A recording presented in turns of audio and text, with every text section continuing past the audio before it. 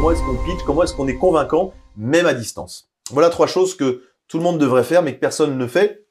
Ce qui se passe aujourd'hui quand vous faites des visios, vous êtes comme Sophie, vous êtes assis derrière votre bureau, vous avez votre écran ouvert, et puis vous présentez, vous dites bienvenue, vous dites bonjour. C'est quoi les freins de la visio?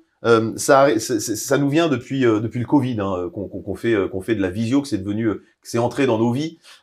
C'est quoi les freins? C'est quoi les difficultés, Sophie? Alors, je fais de la visio depuis 6 ou 7 ans et je crois que le frein a toujours été le même. C'est que soit je me tais pour laisser parler les autres, soit je viens à couper la parole et à forcer. Et en fait, je déteste ça, mais je suis obligée de le faire. C'est hyper compliqué de prendre la parole, je trouve, quand on est plusieurs à échanger sur un même truc. D'ailleurs, excusez-moi hein, si je vous ai coupé plusieurs fois aujourd'hui, c'est juste que je ne sais pas trop comment me manifester différemment. Et d'ailleurs, c'est compliqué de lever la main et se dire j'ai envie de prendre la parole. Bah, tu peux le faire hein, de façon très simple, en te signalant, en disant est-ce que je peux prendre la parole, est-ce que je peux faire mon retour là-dessus. Tu le fais de façon très simple. Ça marche aussi en visio. Il y a même les pictos qui permettent de lever la main en haut de l'écran, mais tu le fais de façon très simple là-dessus. Sois vraiment tranquille là-dessus. C'est délicat Eric, c'est délicat de prendre la parole, d'interrompre. C'est vrai qu'elles ont un côté pénible, parfois fatigant, ces visios. On est, contrairement à une présentation en public, on est concentré sur un appareil qui est un appareil très lumineux, qui va fatiguer notre cerveau aussi. C'est pour ça que ma première recommandation, c'est faites des visios courtes. Une réunion de 3 heures est indigeste, voire irrespectueuse pour ceux qui vous écoutent. Donc 45 minutes suffisent. On fait une pause d'un quart d'heure, on repart sur 45 minutes. Laissez-les respirer, laissez-les prendre le temps aussi d'enregistrer l'information. Et puis laisser le cerveau souffler et se reposer. Johan, c'est quoi l'écueil pour toi aujourd'hui? C'est quoi la difficulté d'une visio? Je pense qu'encore plus qu'en présentiel, c'est de capter l'attention, quoi. Capter ceux qui nous écoutent ou qui nous écoutent pas, même de savoir. C'est de savoir si on est intéressant. Ce qu'on est en train de dire intéresse ceux qui nous écoutent ou pas. C'est curieux parce qu'on essaye de vérifier sur la mosaïque de visage, on essaye de voir si on arrive à capter. Alors il y en a qui sont sympas derrière leur écran, qui font oui oui comme ça. Puis tu vois bien qu'ils font autre chose, parce qu'ils font oui oui, mais avec leur souris ils sont partis faire autre chose. T'as ceux qui essayent tant bien que mal de faire semblant de suivre en écrivant un texto. Peut-être que Sophie, t'es en train d'écrire un texto alors même que voilà, on a l'impression que tu nous écoutes. Mais d'abord, faut savoir que ceux qui sont en visio peuvent être chez eux aussi, donc sont dans leur espace de confort. On est sollicité, voire perturbé, voire alerté par plein de notifications qui nous poussent à faire autre chose. Quand on anime une réunion, quand vous êtes spectateur, vous avez une notification, un mail auquel il faut répondre tout de suite. Et finalement, la visio se transforme en radio, en média d'accompagnement. Pendant que je fais plein d'autres choses, j'écoute. Je vais donc couper ma caméra, ça sert à rien que les gens me regardent. Je vais couper ma caméra, puis je vais écouter l'orateur ou l'oratrice. Donc voilà ce qu'on fait, ou surtout ce qui nous freine dans cette visio-là. On manque d'impact, on n'aime pas ça généralement, on n'est pas à l'aise avec la visio. Ce qui se passe aujourd'hui, c'est qu'en effet, on est chez nous, derrière notre bureau, on ouvre notre écran, on a une webcam, un son qui est pas forcément génial, et puis on essaye de se débrouiller tant bien que mal. Voilà trois choses qu'on devrait tous faire, que personne ne fait. La première astuce, c'est de se tenir debout. Johan, il me regarde comme ça, il me dit debout. Pourquoi debout? C'est ce que tu as essayé de faire, Sophie, aussi tout à l'heure. Se tenir debout, clairement, c'est le meilleur moyen pour mettre du tonus.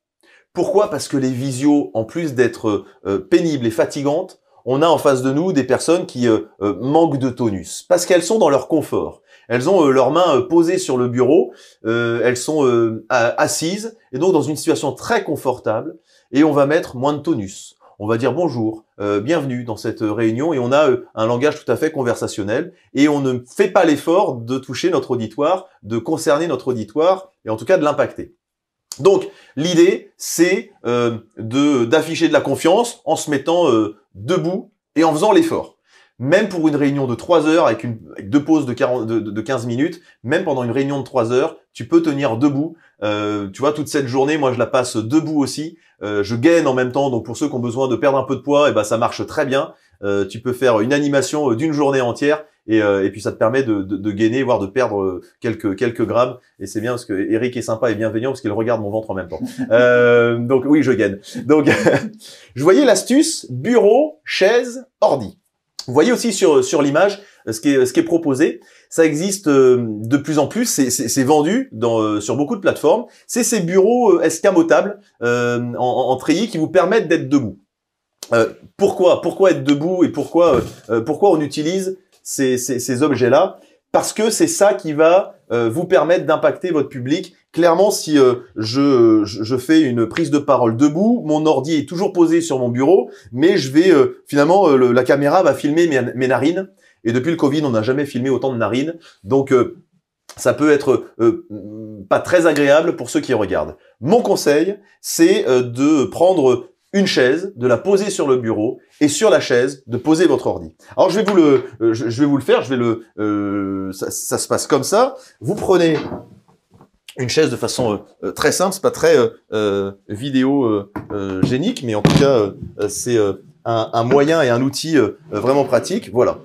Vous avez tous ça chez vous à la maison, une chaise, un bureau. Vous posez cette chaise dessus, vous mettez sur la chaise votre ordi. Et ça vous permet d'avoir la caméra à la hauteur des yeux.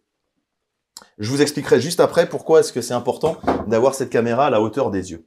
Donc voilà l'idée. Vous allez afficher du tonus et puis vous allez être remarquable aussi dans votre prise de parole. On va le faire juste après. On va le faire nous ici en live. On va tester cette façon de faire. Vous allez voir que vous allez gagner en tonus et que c'est surtout un détail qui va changer votre façon de faire. Vous serez plus tonique et donc plus écouté.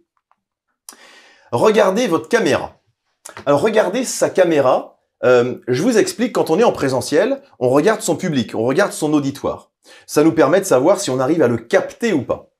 Regarder son public dans les yeux, c'est une façon aussi de convaincre. Si tu veux convaincre une personne de faire telle ou telle action, en le regardant dans les yeux et puis en mettant en plus de la gestuelle, c'est comme ça que tu seras convaincant. Tu n'arriveras pas à convaincre en regardant le plafond ou en regardant tes baskets. Donc, regardez votre public dans les yeux en présentiel, c'est une façon de convaincre. Et ben, en visio, c'est exactement pareil. En visio, pour convaincre, vous allez regarder votre caméra. Ça veut dire que vous allez vous faire confiance aussi.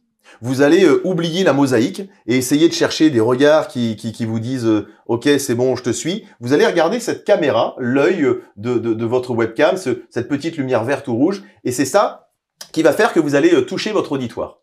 C'est ça qui va faire que derrière nous, on a l'impression que vous nous parlez. Et c'est comme ça que vous allez appuyer aussi votre conviction. Et parce qu'aujourd'hui, en fait, je parlais de filmer les narines, il y a aussi ceux pour qui c'est le front qui est filmé parce qu'ils essayent de voir si tout le monde les suit. Et donc, on filme votre front et ça manque clairement d'impact.